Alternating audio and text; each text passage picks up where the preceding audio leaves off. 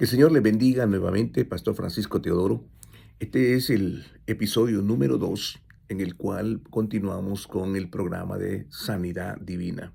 Principios que no fallan. Definitivamente la palabra de Dios es poder. Cuando Jesús hablaba la palabra, oraba de manera tan soberana sobre la enfermedad que la enfermedad se iba. En esta oportunidad vamos a compartir capítulo 3, verso 16 del libro de Génesis. La palabra del Señor dice así: a la mujer dijo, multiplicaré en gran manera tus dolores y tus preñeces con dolor darás a luz los hijos. Y a tu marido serás tu deseo, y él se enseñoreará de ti. La mujer recibirá dolores y sufrimientos en la maternidad. Esto es lo que explica este versículo. En el jardín no había ningún dolor. ¿Qué fue lo que produjo que la mujer tuviera esta señal que cuando iba a tener los bebés, el dolor iba a venir sobre ella? Bueno, esto es producto de la consecuencia del pecado. Esta es la raíz del pecado. Es interesante también lo que dice en la epístola de Timoteo, primera de Timoteo capítulo 2, versículo 13 y 14. Dice, porque Adán fue formado primero y después Eva. Y Adán no fue el engañado, sino que la mujer siendo engañada transgredió el mandamiento. Es decir, la palabra de Dios señala claramente que la mujer fue engañada y ella cometió la desobediencia y el pecado al comer del fruto que le era prohibido. No solamente comió, al principio lo vio, luego lo deseó, luego lo comió y luego lo compartió. Finalmente, cuando Dios vino en busca de ese corazón que pudiera arrepentirse en gracia y misericordia, ellos se echaron la culpa. Ahí dio origen a la culpa. Adán le echó la culpa a la mujer le echó la culpa a la serpiente. Ahí empieza todo el problema en el matrimonio, cuando nos empezamos a echar la culpa, pero eso aparece después del pecado. Entonces vemos que el dolor vino como una consecuencia del pecado. ¿Qué es importante en esto? Entender que la oportunidad que Dios nos da cuando estamos en esa condición es pedirle perdón a Dios. ¿Qué es pedir perdón?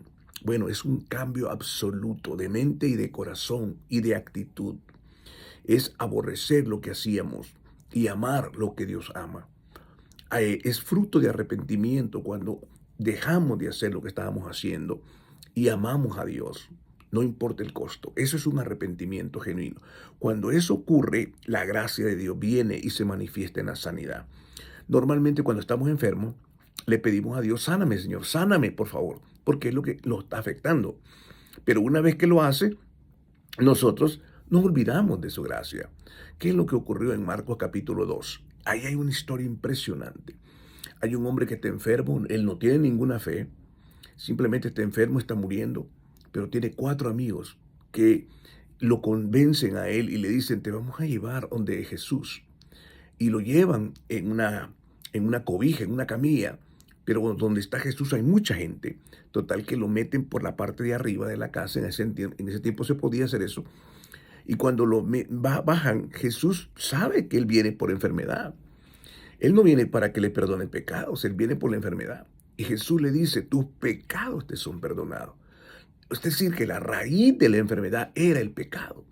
Y entonces le dice, todos los líderes religiosos se molestaron. ¿Cómo puede perdonar pecados si solo Dios puede perdonar pecados? Entonces le dijo claramente, para que veáis que el Hijo del Hombre tiene potestad. Le dijo al paralítico, toma tu camilla y levántate. Y lo sanó.